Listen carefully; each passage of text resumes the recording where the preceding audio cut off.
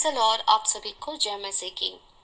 आज का जो अनमोल वचन है वो हमें मिलता है यूहन्ना रचित सुसमाचार उसका 6 अध्याय का 27 आयत। मैं फिर एक बार कहती हूँ, यूहन्ना रचित सुसमाचार उसका 6 अध्याय का 27 आयत। उसमें ऐसा लिखा हुआ है, नाशवान भोजन के लिए परिश्रम ना करो, परंतु उस भोजन के लिए जो अनंत जीवन तक ठहरता है, जिसे मनुष्य का पुत्र तुम्हें देगा, क्योंकि पिता अर्थात परमेश्वर ने उसी पर छाप लगाई है। हालेलुया। आज हमें से ऐसे बहुत कोई है जो अपनी दुनिया में खोए हुए हैं, अपने बिजी शेड्यूल में, अपने कामकाज में, अपने चिंताओं में, अपने कैरियर में, अपने फैमिली प्रॉब्लम्स में उलझ से गए हैं। आज परमेश्वर अपने वचनों से फिर से हमें ताज़ा करना चाहते हैं। परमेश्वर कहते हैं, नाशवान भोजन के लिए परिश्रम ना करो। इसका यह मतलब बिल्कुल नहीं है कि हमें कुछ काम धंधा नहीं करना। इसका मतलब यह है, हमें अपनी एनर्जी संसारिक साधनों को जुटाने की तुलना में अनंत जीवन के कार्यों में अधिक खर्च करना है। क्यों? जिस शरीर को हम आत्मिक भोजन से अधिक शारीरिक भोजन खिला रहे हैं, वह आपका साथ सिर्फ पृथ्वी भर के जीवन तक साथ देगा और मृत्यु के बाद ये शरीर मट्टी में मिल जाएगा। रोमियो की पत्री 6 उसका 23 आयत में लिखा है, क्योंकि पाप की मजदूरी तो मृत्यु है, परंतु परमेश्वर का वरदान हमारे प्रभु मसीह यीशु में अनंत जीवन है। हालेलुया। शारीरिक भोजन से मनुष्य का जीवन केवल कुछ समय के लिए चलता है, उसके बाद उसकी मृत्यु हो जाती है। जैसे कि हम सेम चैप्टर जॉन 6:49 में देखेंगे, जहां यीशु ने कहा, तुम्हारे बाप दादाओं ने जंगल में मन्ना खाया और क्या हुआ? मर गए।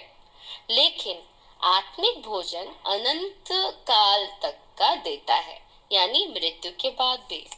मैं आपको सच कहती हूँ, जब मेरी हड्डी मेरे नस को प्रेस कर रही थी, मेरा पूरा राइट साइड फंक्शनलेस हो गया था और मेरा शरीर मूव नहीं कर पा रहा था।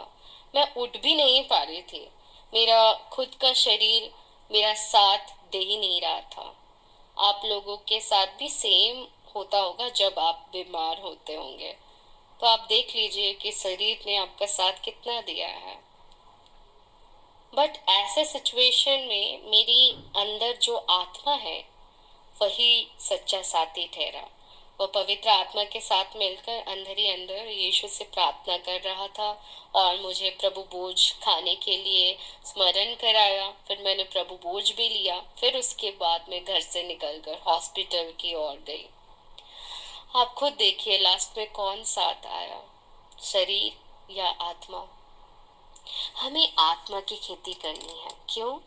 जीवन और मरण जितना वास्तविक है, उतना ही वास्तविक स्वर्ग और नरक भी है।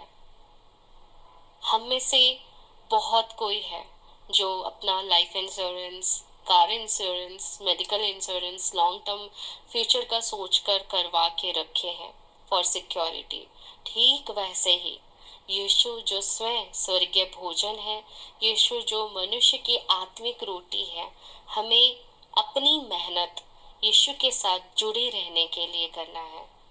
मृत्यु के बाद केवल यीशु ही मनुष्य को स्वर्ग में अनंत काल तक का जीवन दे सकता है और कोई नहीं। जो यीशु के साथ एक सच्चा रिश्ता जोड़ लेता है, वह एक अनंत काल की संतुष्टि पा लेता है।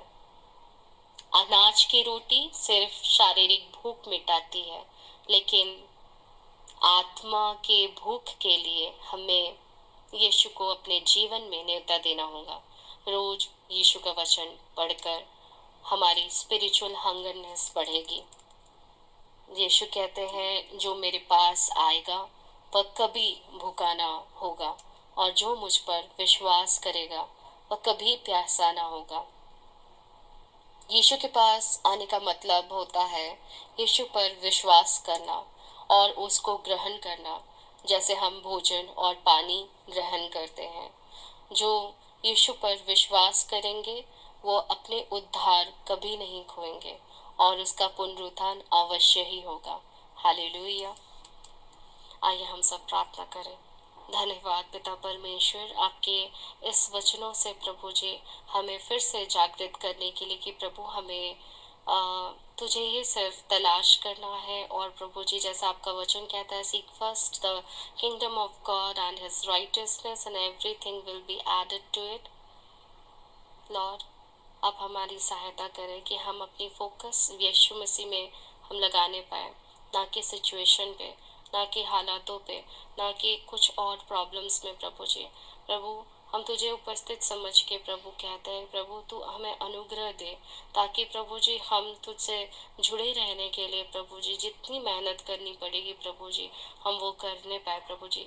हाँ प्रभु जी, हम तेरी क्लोजनेस को मांगते हैं प्रभु जी, तेरी करीबी को मांगते हैं अपने जीवन में। हम सब पर दया कर, हम सब पर अनुग्रह कर, यीशु मसीह के नाम से। आमीन आमीन आमीन।